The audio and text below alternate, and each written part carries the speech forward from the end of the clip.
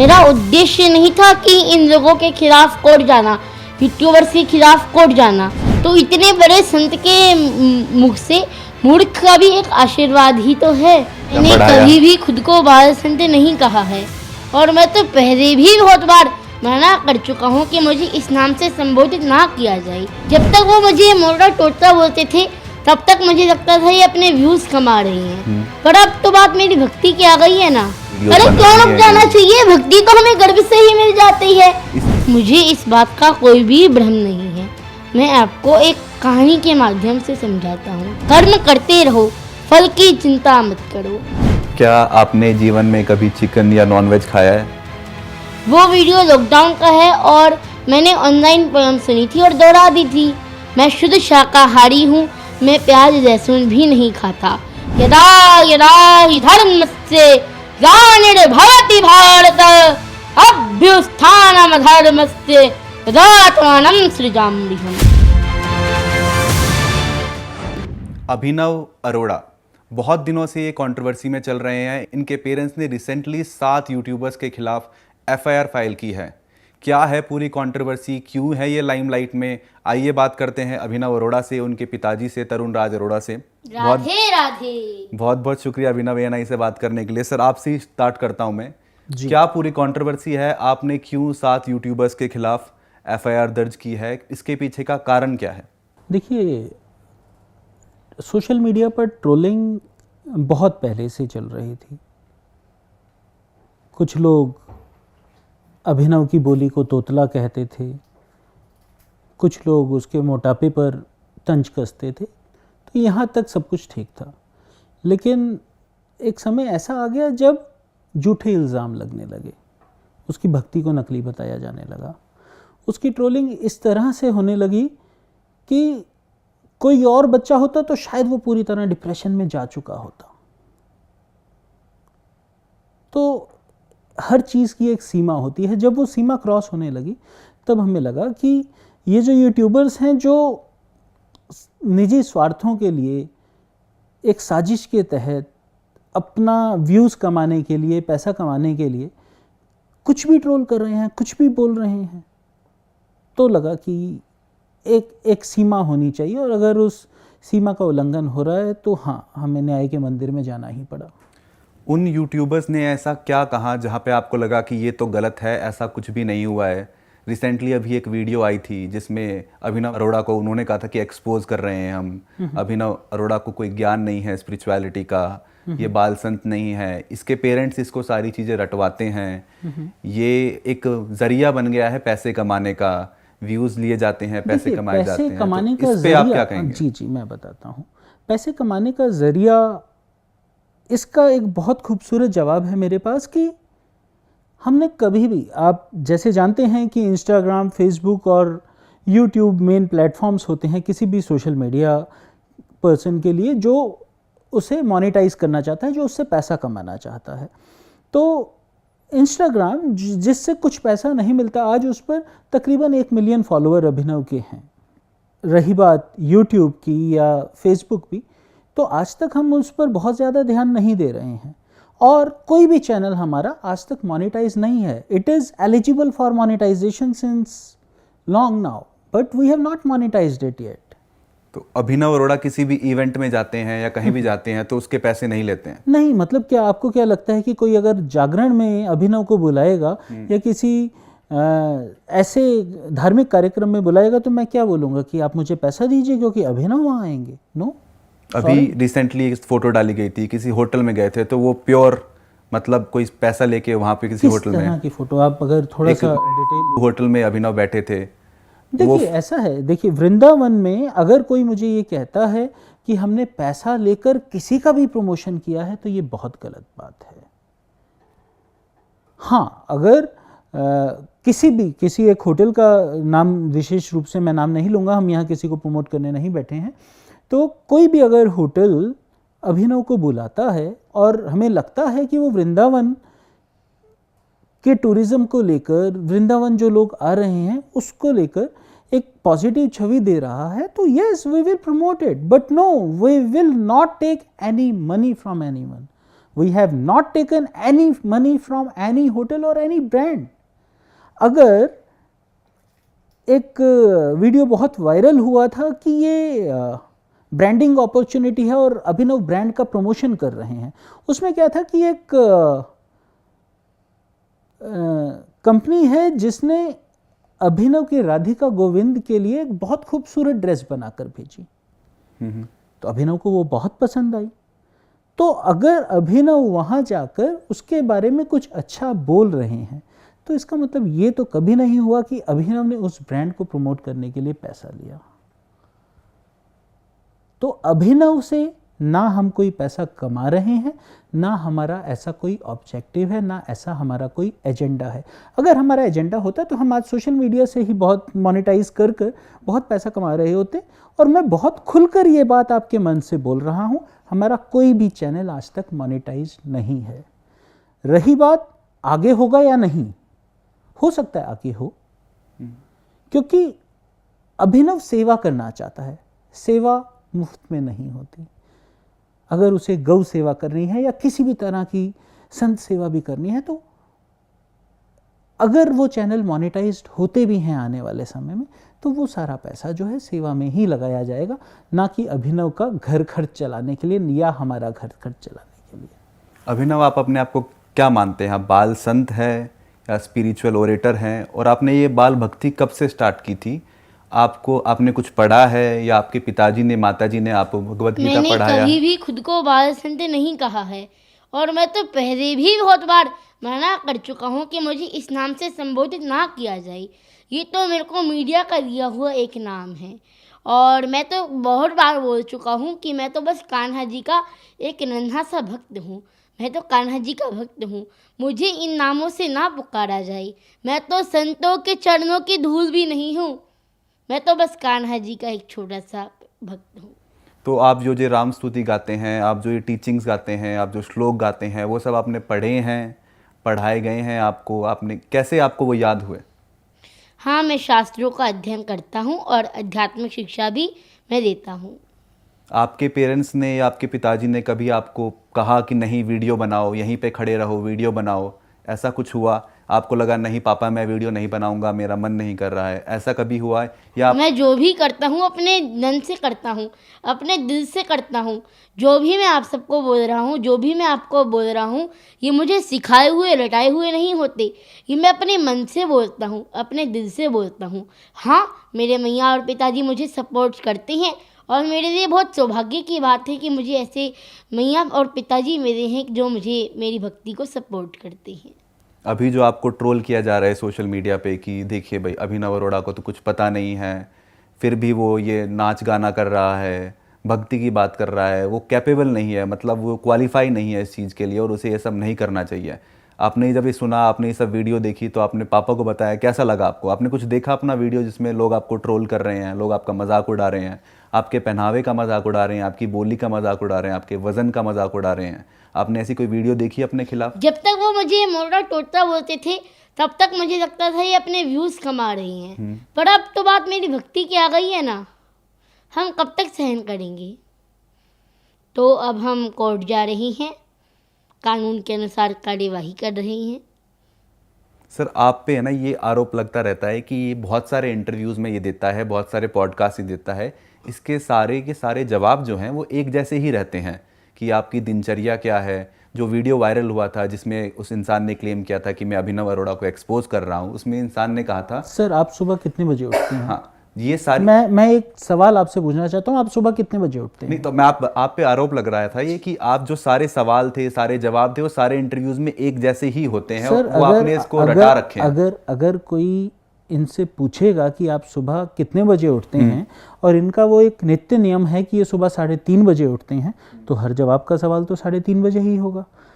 अगर एक सवाल होगा कि आप स्कूल जाते हैं, तो सवाल का जवाब तो यही दिया जाएगा कि हाँ जी मैं स्कूल जाता हूँ। ऐसा थोड़ी है कि 4 अलग पॉडकास्ट होंगे या 4 अलग लोग सवाल पूछेंगे तो सवाल का जवाब बदल जाएगा। एक 10 वर्ष के बच्चे से आप क्या अपेक्षा रखते हैं कि वो अलग अलग तरह से 4 तरीकों से एक सवाल का जवाब दे? अभिनव अरोड़ा स्कूल जाता है क्या नहीं जाता है अभी? अभिनव बिल्कुल अपनी आध्यात्मिक शिक्षा भी ले रहा है, अपनी भौतिक शिक्षा भी ले रहा है, दोनों चीज़ें ये ले रहा है। बट हाँ, जो अभी ट्रोलिंग हुई है उस वजह से ये स्कूल नहीं जा पा रहा है, बट अभी घर से ही आध्यात्मिक और भौतिक शिक्षा ली जा रही है। क्या आपके मन में कभी ये विचार आया कि अभिनव को इन सब चीज़ों में पढ़ना नहीं चाहिए था और पहले अपनी शिक्षा पे ध्यान देना चाहिए था? देखिए, अभिनव का शिक्षा पर ध्यान आज भी है। He is a bright student. आज भी उसका मानना है कि स्कूल की पढ़ाई भी उतनी ही ज़रूरी है जितनी आध्यात्मिक शिक्षा ज़रूरी है। हाँ, वो गुरुकुल जाना चाहता है, वो गुरुकुल जाना चाहता है, बट नहीं, आज की डेट में वो गुरुकुल नहीं जा पा रहा है। बट यस, वो आध्यात्मिक शिक्षा भी ग्रहण कर रहा है। अभिनव, आप जाना चाहते हैं स्कूल? हाँ जी, मैं स्कूल भी जाता हूँ और वहाँ से भौतिक ज्ञान देता हूँ और आध्यात्मिक ज्ञान भी मैं साथ में देता हूँ, क्योंकि भौतिक ज्ञान और आध्यात्मिक ज्ञान दोनों ज्ञान जरूरी हैं। जब आपके पास बहुत सारे लोग आते हैं कि अभिनव हमें आपके साथ फ़ोटो खिंचवानी है, सेल्फी लेनी है या हमें आपसे बात करनी है, हाथ मिलाना है, तो आपको कैसा लगता है कि ये मुझसे ऐसा सब क्यों कर रहे हैं? कोई वजह, मतलब आपको लगता है कि मेरा ज्ञान उन तक पहुंच रहा है, जो मैं बातें बोल रहा हूँ वो वायरल हो रही है? क्या वजह, आपको क्यों लगता है कि इतने सारे लोग आपसे मिलना चाहते हैं या फ़ोटो खिंचवाना चाहते हैं? मुझे इस बात का कोई भी भ्रम नहीं है। मैं आपको एक कहानी के माध्यम से समझाता हूँ। एक हाथी था। जब भी राजा शहर में निकलता वो हाथी पर बैठ के निकलता था, तो लोग प्रणाम करते थे, सलाम करते थे। तो हाथी को भी बहुत भ्रम होता था कि सब मुझे सलाम कर रहे हैं, सब मुझे प्रणाम कर रहे हैं।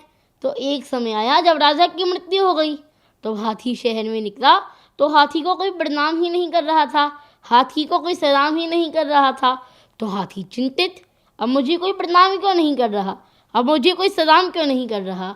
फिर हाथी को पता चला लोग प्रणाम मुझे नहीं कर रहे थे, बल्कि मेरे ऊपर बैठे हुए उस राजा को कर रहे थे। तो मुझे इस बात का कोई भी भ्रम नहीं है। जो भी मेरे साथ फॉलोवर हैं, जो भी मेरे साथ फ़ोटो खिंचवाते हैं, मैं उनको समझता हूँ कि वो मेरे ठाकुर जी के फॉलोवर हैं, वो मेरे ठाकुर जी के फ़ैन हैं। आपको कृष्णा जी की, श्री और कृष्ण उस की, समय मुझे खुशी होती है और वो खुशी मैं अपने कान्हा जी के चरणों में समर्पित कर देता हूँ। आपको श्री कृष्ण जी की, कृष्णा जी की क्या ऐसी टीचिंग है, क्या ऐसी बात है जो आपको बहुत पसंद आती है, जो आप लोगों तक पहुंचाना चाहते हैं? कर्म करते रहो, फल की चिंता मत करो। कर्म करते रहो, फल तो आपको एक दिन अवश्य मिलेगा। काम करते चलो, नाम जपते चलो, हर समय कृष्ण का ध्यान करते चलो। याद आएगी उनको कभी ना कभी, कृष्ण दर्शन तो देंगे कभी ना कभी। क्या आपने जीवन में कभी चिकन या नॉनवेज खाया है? वो वीडियो लॉकडाउन का है और मैंने ऑनलाइन पोयम सुनी थी और दोहरा दी थी। मैं शुद्ध शाकाहारी हूँ, मैं प्याज लहसुन भी नहीं खाता। वो बहुत बड़ी पोयम है और लोगों ने एक छोटी सी लाइन पर फोकस किया है, टारगेट किया है। वो तो मैंने ऑनलाइन सुनी थी लॉकडाउन के समय। वो 3-4 साल पुराना वीडियो है और मैंने दोहरा दी थी। मैं तो शुद्ध शाकाहारी हूँ, मैं प्याज लहसुन भी नहीं खाता। जब मैं 10 साल का था तो मैं मिट्टी खाता था, मान लो, लेकिन आप ये जो बड़े बड़े शब्द इस्तेमाल कर रहे हैं कि मुझे टारगेट किया जा रहा है, मेरी ट्रोलिंग हो रही है, ये सारे शब्द कहाँ से आए आपके दिमाग में? बस कान्हा जी की ही कृपा है मुझ पर, जो कान्हा जी ने मुझे अपना भक्त बनाया। आप सनातन धर्म को मानते हैं? क्या आपने क्या सीखा है अब तक सनातन धर्म के बारे में? आपने कहा है कि मैं सनातन धर्म को भारत में फैलाना चाहता हूँ, बढ़ाना चाहता हूँ, उसकी बात करना चाहता हूँ, तो आप सनातन धर्म के बारे में क्या जानते हैं? मैं तो सनातन धर्म का प्रचार करना चाहता हूँ और ये जो मेरे ऊपर आरोप लगाए जा रहे हैं ये बहुत ही दुर्भाग्य की बात है। और हर जैसे कोई बच्चा सीखता है, कुछ फुटबॉल सीखता है तो उसको होता है मैं सबको दिखाऊं मैंने फुटबॉल सीखी है। और कोई क्रिकेट सीखता है तो दिखाता है ये देखो मैंने क्रिकेट सीखा है। कोई आर्ट सीखता है तो उसको दिखाना होता है ये देखो मैंने आर्ट सीखा है। तो मेरा शो भक्ति करना है, मुझे भक्ति करना अच्छा लगता है, तो उसको मैं दिखा रहा हूँ तो लोगों को दिक्कत होती है। आपको नहीं लगता अभिनव आपको अभी और पढ़ना चाहिए स्पिरिचुअलिटी के बारे में, भगवत गीता के बारे में, कान्हा जी के बारे में, उनकी टीचिंग्स के बारे में? कुछ समय इसको देना चाहिए और उसके बाद अभी आपको मैं वीडियो बनानी चाहिए। अभी मैं बाल्य अवस्था में हूँ। अभी मैंने नटखट कृष्ण को जाना है। मैं जैसे जैसे बड़ा हूँगा, अभी तो मैं गीता वाले कृष्ण तक पहुँचा ही नहीं हूँ। मैं गीता वाले कृष्ण तक जब पहुँचूँगा। तो आपको नहीं लगता कि पहले मुझे ये सारा ज्ञान ले लेना चाहिए भगवत गीता का, शास्त्रों का, और हाँ, उसके मैं बाद शास्त्र पढ़ता हूँ, उसके मैंने बाद गीता उसके जी बाद पढ़ी मुझे है, उस पे मैं बात गीता जी पढ़ता हूँ। उसके बाद मुझे गीता की कौन सी टीचिंग्स है, गीता की कौन सी बातें हैं जो आपको बहुत पसंद आती? कोई श्लोक याद है आपको गीता में से? यदा यदा हि धर्मस्य ग्लानिर्भवति भारत अभ्युत्थानमधर्मस्य तदात्मानं सृजाम्यहम्। अर्थात भगवान कहते हैं, जब जब धर्म की हानि होती है और अधर्म बढ़ता है तो अपने भक्तों की सहायता के लिए मैं धरती पर अवतार देने के लिए आता हूँ। धर्म की स्थापना के लिए भगवान अवतार देते हैं। सर मैं आपसे पूछना चाहूँगा, जो वीडियो थी जो वायरल हुई थी अभिनव को लेके, उसमें कहा गया था हमने इसको एक्सपोज किया, उसमें आपके एक आइसक्रीम कंपनी की भी बात हुई जो आपने स्टार्ट की थी, फालूदा एक्सप्रेस। तो वो सब क्या था? आपने अभिनव को एज अ कस्टमर दिखाया उसके अंदर आपने, और ये भी था कि आपके ऊपर केस हो गया, उस केस में कन्विक्ट पाए गए हैं, और बहुत सारे लोगों ने इल्जाम लगाया, उस वीडियो के नीचे कमेंट किया कि आप फ्रॉड हैं और आप सबने पैसे लिए हैं लोगों के। मैं बताता हूँ। अगर फालूदा एक्सप्रेस एक फेलियर रहा तो ये एक्सपोज कोई 13 अक्टूबर के वीडियो में नहीं हो गया। दुनिया के सबसे बड़े मंच टेडएक्स पर जाकर मैंने 2022 में ये बात कबूली थी कि मेरा फालूदा एक्सप्रेस फेल हुआ, वो कोविड की भेंट चढ़ गया। ये वो समय था जब मुझे कोविड हुआ था, और कोविड के बाद मैं एक बीमारी से ग्रस्त हुआ जिसे वेस्कुलर नेक्रोसिस कहते हैं, जिस वजह से मेरे दोनों कूल्हे खराब होने चालू हो गए थे। तो more than 9 months I was on bed, और ये बायलैटरल डिसीज़ मेरे दोनों हिप्स में हो गई थी, जिस वजह से मेरी मूवमेंट भी पॉसिबल नहीं रही थी। तो ये वो समय था जब फालूदा एक्सप्रेस फेल हुआ, और मुझे लगता है कि ये बात मानने में मुझे कभी गुरेज नहीं रहा। अगर ये एक्सपोज 13 अक्टूबर 2024 को हुआ होता तो मैं भी उस यूट्यूबर को सलामी देता, लेकिन ये बात तो मैं अपने वीडियो में अपने टेडएक्स मंच पर बोल चुका हूँ। दुनिया के सबसे बड़े मंच पर मैं ये बात स्वीकार कर चुका हूँ कि फालूदा एक्सप्रेस एक फेलियर रहा, तो इसमें एक्सपोज क्या हो गया? और रही बात कोर्ट केस की, तो वो मामला अभी भी कोर्ट में विचाराधीन है। आप पे एक आरोप ये भी लगता है कि आप बहुत अच्छे स्पीकर हैं, आपने टेडएक्स में लगता आपने स्पीच दे रखी है, और अभिनव अरोड़ा आपका एक प्रोडक्ट है। जब फालूदा एक्सप्रेस फेल हो गया तब आपने अभिनव के बारे में सोचा, आपने सोचा मैं रिलीजन की आड़ में अभिनव को आगे बढ़ाता हूँ और इससे पैसे कमाता हूँ। आपने बता दिया कि चैनल मोनेटाइज नहीं है, लेकिन आप कह रहे हैं आगे हो सकता है, इस पे आप क्या कहना चाहेंगे? और आपने वो पैसे देके फालूदा एक्सप्रेस की वीडियोस में अभिनव को, उस वीडियो में कहा गया कि अभिनव को एज ए कस्टमर दिखाया आपने, लोगों को ठगा आपने। नहीं, ठगने वाली बात कहाँ से आ गई लोगों के? जब नहीं, अगर आप उस वीडियो को भी ध्यान से देखेंगे तो जिस एक कोर्ट केस की बात की जा रही है वो कोर्ट केस आज भी विचाराधीन है, नंबर 1।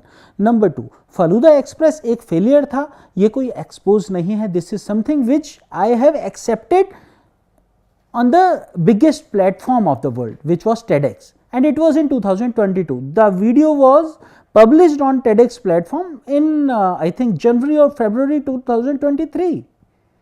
तो अगर उसके 1.5 साल बाद वही बात उससे कम नॉलेज के साथ कोई बताता है और कहता है कि मैंने एक्सपोज कर दिया, तो वो एक गलत है। यह वीडियो जिस यूट्यूबर ने भी बनाया है उसका उद्देश्य सिर्फ और सिर्फ उस वीडियो से पैसा कमाना था।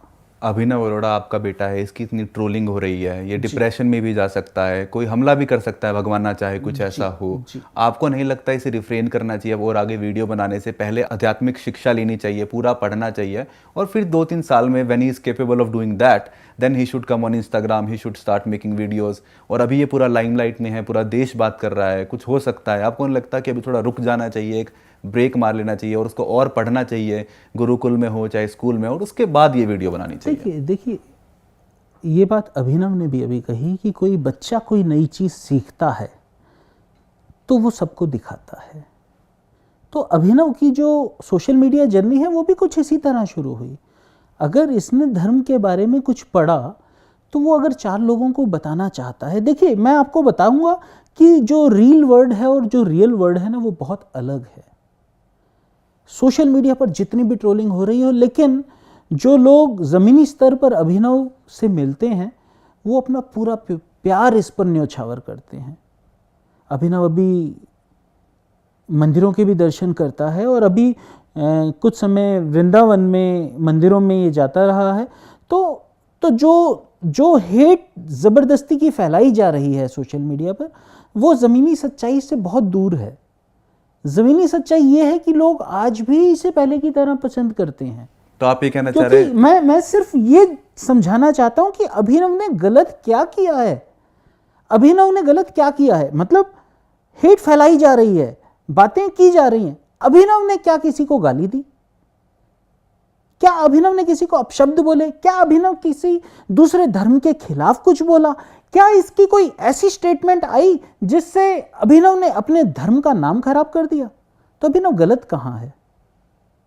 अभिनव अगर अध्यात्म की बात कर रहा है, आज राधे राधे बोल रहा है, हरे कृष्णा बोल रहा है, तो उन लोगों को आग लग रही है जिनके अपने बच्चे राधे राधे नहीं बोल पा रहे हैं। सर, आरोप ये लगता है कि अभिनव के पास अभी पूरी नॉलेज नहीं है जब ये सब बात बोलता है। कुछ लोग हैं, कुछ टीयर 2 टीयर 3 सोसाइटी में रहते हैं, सिटीज़ में रहते हैं, वो इन्फ्लुएंस हो सकते हैं। वो भी अपने बच्चों को पुश कर सकते हैं कि तुम भी ऐसी वीडियोस बनाओ, तुम भी ऐसे रील्स बनाओ, तुम भी मतलब स्पिरिचुअलिटी की तरफ जाओ। जो होना चाहिए, स्पिरिचुअलिटी पढ़ना चाहिए, but it has to go along with the regular academics, don't you think? हाँ, तो he is going through regular academics as well.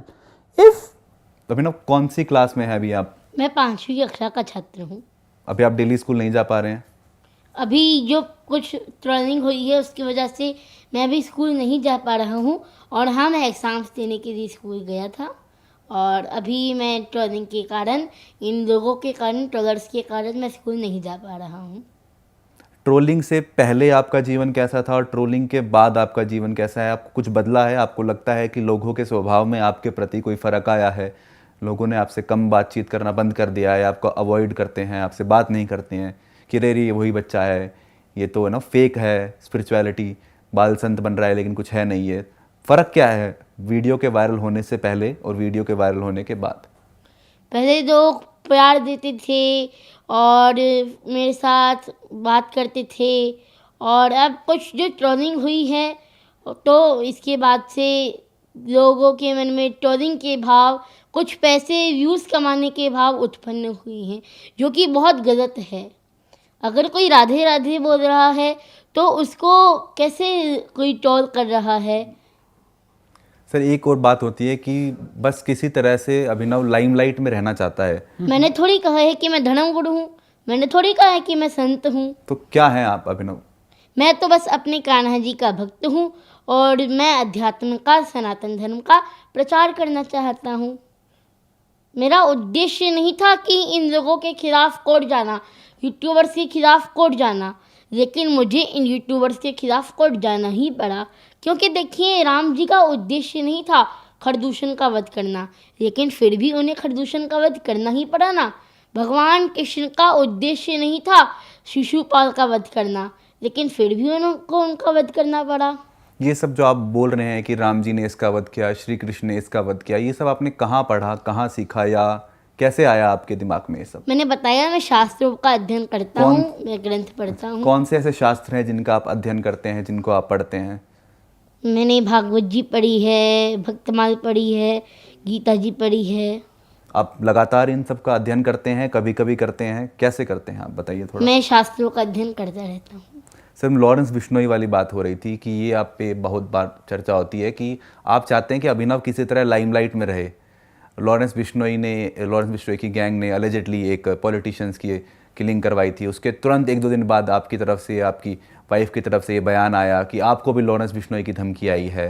तो आपको क्या लगता है कि मैं उतना बेवकूफ़ इंसान हूं कि मैं लॉरेंस बिश्नोई के नाम से एक कहानी रच दूंगा? यही आरोप लग रहा है आपके ऊपर? ये आरोप लग रहा है, तो इसकी सच्चाई तो पुलिस ही बताएगी ना। क्या आपको उसके बाद पुलिस प्रोटेक्शन मिली है? जी हाँ, हमें जिस दिन ये प्रॉब्लम हुई थी उसी दिन रात को हमें मथुरा पुलिस ने प्रोटेक्शन दे दी थी। बट वो जो पूरा मुद्दा है 28 तारीख को कोर्ट केस के बाद ही हुआ था। अब इसमें सच्चाई क्या है ये पुलिस देख रही है। जो मुझे पता लगा है वो ये पता लगा है, जो पुलिस ने कॉल्स ट्रेस की हैं वो पीओके के आसपास कोई लोकेशन ट्रेस की है और पुलिस का कहना यही, क्योंकि इट एक इज से नॉट मैं जस्ट आपको वन कॉल, बीच इट में इज नॉट जस्ट कितनी वन कॉल। कॉल्स आई थी आपको? कॉल में क्या बोला था, क्या धमकी दी थी? अगर आप पूरा बता पाएं हमारे विस्तार पास 1000 से ज्यादा नंबर्स होंगे जिससे हमें धमकियां मिली हैं, शायद उससे भी अधिक। और क्या धमकियां मिली? मार देंगे, क्यों? काट देंगे, आप धर्म का नाम खराब कर रहे हो। मैंने आपको बताया ना कि यह एक प्रोपेगेंडा है। आपको क्या लगता है कि अचानक से कोई आया और अभिनव के पीछे पड़ गया? इतना दिमाग तो हर कोई रखता है कि ये एक प्रोपेगेंडा के तहत चलाया गया अभियान है। आपको ऐसा क्यों लगता है कि अभिनव को ही टारगेट किया जा रहा है? बहुत सारे बच्चे हैं जो स्पिरिचुअल लीडर्स बोलते हैं अपने आप को, बाल संत बोलते हैं, बहुत सारे अलग भी अभिनव स्पिरिचुअल ने तो लीडर्स कभी हैं। स्पिरिचुअल लीडर खुद को कहा भी नहीं तो है। इसी को क्यों ना टारगेट हम किया जा मानते रहा है? हैं व्हाट कि इज ये द कोई- reason behind that you claim that he is being targeted, quote unquote? Why is being targeted?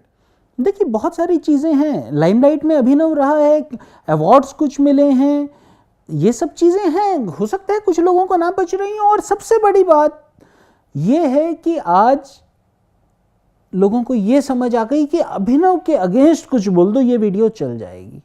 तो यूट्यूबर्स को ये एक बहुत इजी एक्सेस मिल गया कि अभिनव के खिलाफ वीडियो बना दीजिए और ये वीडियो तो चलना ही चलना है। तो जो भी यूट्यूबर्स ने बोला है, जो भी उन्होंने क्लेम किया है कि अभिनव के माता पिता उसे सब रटाते हैं, उसे कुछ पता नहीं है, नहीं, वो बिल्कुल पैसा ऐसा, लेने का ऐसा कुछ नहीं है, पैसा लेने ऐसा का एक कुछ नहीं जरिया है कि है, हम उसे कुछ रटाते उसके हैं। पेरेंट्स उसका बचपन बर्बाद कर रहे हैं, उसे कॉलेज स्कूल भेजना चाहिए, पढ़ाई की तरफ ध्यान दीजिए। आप बोल रहे हैं कि ये सारे आरोप गलत हैं? ये सारे आरोप बेबुनियाद हैं और इसका दूर दूर तक वास्तविकता से कोई मतलब ही नहीं है। एक और वीडियो वायरल हुआ था सर, जिसमें राम भद्राचार्य जी ने बोला था अभिनव को कि नीचे उतर जाओ, मर्यादा है मेरी। जी, तो वो क्या हुआ था? ये रील वहां पे जा रहा है, रील बना रहा है, आप लोगों की तरफ, शायद आप या आपकी वाइफ ऑडियंस में थी, आपकी तरफ देख रहा है। अभिनव इस बारे में ज्यादा अच्छे से अभिनव बता क्या हुआ पाएंगे था उस क्योंकि टाइम? मैं उस समय वहां पर मैंने आपका available इंटरव्यू नहीं था। देखा, आपने बोला है कि नहीं अगर देश के इतने बड़े संत जगत गुरु श्री रामभद्राचार्य जी ने मुझे डांट भी दिया तो इसको इतना बड़ा मुद्दा क्यों बनाया जा रहा है? उन्होंने आपको बोला कि आप मूर्ख हैं।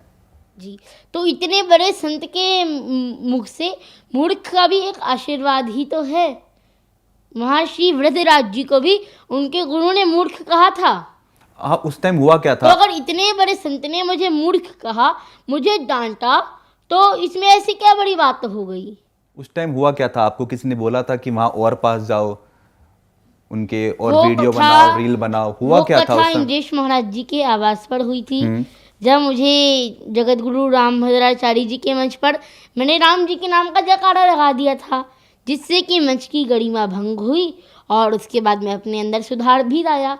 और इतने बड़े संत महाराज जी के मुख से अगर मुझे डांट पड़ी, उन्होंने मुझे नीचे जाने को कहा, मुझे मूर्ख कहा, तो ये तो मुझे आशीर्वाद स्वरूप मैंने पाया है। आपने अपने कभी पिताजी को, अपने पापा या मम्मी को बोला कि अब मुझे वीडियो नहीं बनाना है, मुझे डर लगता है, इतनी मेरी ट्रोलिंग हो रही है, आप बोल रहे हैं कि मुझे टारगेट किया जा रहा है? नहीं नहीं नहीं, आपने मैं बोला धर्म कि- का प्रचार करना चाहता हूँ और मैं सदैव भक्ति में रहते हुए, ब्रज में रहते हुए राधा कृष्ण का जाप करना चाहता हूँ और मेरा पूरा जीवन भक्ति को समर्पित है। आपको डर नहीं लगता कोई आप पे कुछ हमला कर सकता है या और कुछ हो सकता है आपको लेके? डर नहीं लगता आपको? देखिए, अब ये जो ट्रोलिंग हुई है तो इस पर जो हुआ ये तो बहुत ही गलत हुआ। सर, एक अच्छा वक्ता बनने से पहले एक अच्छा श्रोता बनना बहुत ज़रूरी होता है। मेरा ये सवाल है कि आपको लगता है कि अभिनव को थोड़ा रुक जाना चाहिए अभी 1-2 साल के लिए, जब ये थोड़ा जो कंट्रोवर्शियल चीज़ें चल रही हैं, जो वीडियोस अरे बन क्यों रही रुक हैं, जाना चाहिए? भक्ति तो हमें गर्भ से ही मिल जाती है। इसकी लेकिन लाइफ जैसे क्या, जैसे इसकी लाइफ भक्ति से बड़ी है क्या? इसका जिंदा होना, क्या इसका रहना, क्या इसका ये सब क्या लाइमलाइट से बड़ा है? आपको नहीं लगता इसकी सुरक्षा सबसे बड़ी है और इसको रुक जाना चाहिए, देखिए, पढ़ना चाहिए और 3-4 साल? अगर ये मैंने चाहकर अभिनव को भक्ति में डाला होता तो डिसीजन लेने का हक भी मुझे था। तो जैसे अभिनव का कहना है कि उसे भक्ति खुद मिली है, तो शायद मैं बहुत बड़ा पापी कहलाऊंगा अगर मैं उससे ये सब चीजें छीन लूं या उसे भक्ति से दूर कर दूं। और शायद ये उन स्वार्थी यूट्यूबर्स के लिए तमाचा होगा कि वो ऐसे ही भक्ति करता रहे और ऐसे ही प्रभु का गुणगान करता रहे। अगर आज अभिनव रुक जाता है, जो कि मेरे हाथ में नहीं है, टू बी वेरी फ्रैंक, ये मेरे हाथ में नहीं है कि मैं उसे रोक सकूं, इतना बड़ा पाप मैं अपने सिर पे कभी नहीं लेना चाहूंगा। तो अगर आज अभिनव रुक जाता है तो ये तो उन स्वार्थी यूट्यूबर्स की जीत हो गई जिन्होंने निजी स्वार्थों के लिए अभिनव के खिलाफ वीडियोस बनाए बिना उसका पक्ष जाने। क्या उन्होंने वीडियो डालने से पहले अभिनव से उसका पक्ष जाना? Answer is no.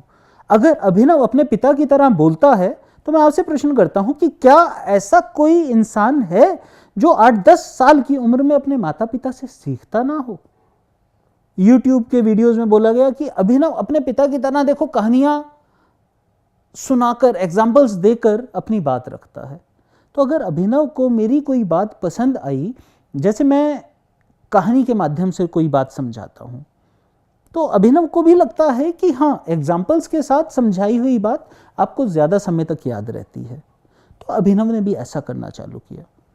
अभिनव भी अब अपनी बातें एग्जाम्पल्स के साथ, कहानियों के माध्यम से, लीलाओं के माध्यम से समझाता है। तो अगर वो कुछ सीख रहा है अपने पिताजी से, जिसमें गाली देना नहीं है, जिसमें कोई अपराध नहीं है, जिसमें किसी धर्म के खिलाफ कुछ नहीं कहा, जिसमें अपने धर्म का कुछ गलत नहीं बोला जा रहा, तो उसमें गलत क्या है? मैं सिर्फ ये कहना चाहता हूं कि अभिनव को जो इतना ट्रोल किया गया, अगर आप आंखें बंद करके 1 मिनट सोचेंगे कि अभिनव ने गलत क्या किया, तो आपको एक भी चीज नहीं मिलेगी। क्या राधा नाम लेना गलत है? क्या हरे कृष्णा बोलना गलत है? और अगर अभिनव की कोई गलती हुई भी हो तो मुझे लगता है कि राधा नाम का जो वो जाप करता है वो उन सब गलतियों से ऊपर है। अभिनव, आपकी क्या उम्र थी? किस उम्र में आपको लगा कि मैं तो भक्त बनना चाहता हूँ, कृष्ण जी का भक्त बनना चाहता हूँ, राधा जी का भक्त करना चाहता हूँ और अपना जीवन इसी को समर्पित करना चाहता हूँ? भक्ति तो हमें गर्भ से ही मिल जाती है, लेकिन जैसे जैसे बच्चा बड़े होने लगता है वो संसारिक जीवन में अपना आनंद खोजने लगता है। वो ये भूल जाता है कि सच्चा आनंद तो प्रभु की भक्ति में ही है। जैसे हम बाजार से एक बर्तन खरीदते हैं, वो बिल्कुल चमक रहा होता है, लेकिन जैसे जैसे हम उसका उपयोग करते हैं वो मैला होने लगता है, काला होने लगता है। लेकिन अगर हम उसको शुद्ध करके रोज धोएं तो वो मैला ही नहीं होगा। वैसे ही भक्ति तो हमें गर्भ से ही मिल जाती है, लेकिन बच्चा मोह माया में, संसारिक जीवन में अपना आनंद खोजने लगता है। अगर बच्चा सोच दे कि मुझे भक्ति ही करनी है तो आप भक्ति के मार्ग पर बने रहेंगे। आपका क्या मैसेज होगा जिन्हें आप कह रहे हैं वो ट्रोलर्स हैं और अभिनव को टारगेट कर रहे हैं, इसे निशाना बनाया जा रहा है?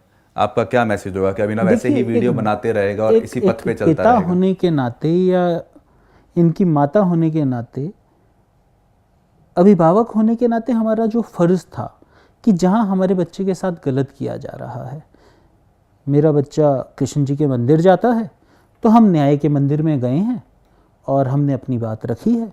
और मुझे पूरा विश्वास है कि जिन यूट्यूबर्स ने एक प्रोपेगेंडा के तहत अभिनव के खिलाफ अभियान चलाया है उन्हें ज़रूर कानून सज़ा देगा। अभिनव, आप क्या कहना चाहेंगे जिन्हें आप कह रहे हैं कि आपको ट्रोल किया जा रहा है, आपको निशाना? क्या आपका मैसेज होगा? क्या आप उनको बोलना चाहेंगे ट्रोलर्स को? देखिए, अपने कुछ पैसे और व्यूज़ कमाने के लिए आप मेरी भक्ति पर सवाल उठा रहे हैं और अब हमने बहुत सहन कर दिया तो अब हमें कोर्ट जाना पड़ रहा है। हम कार्यवाही भी कर रहे हैं कानून के अनुसार।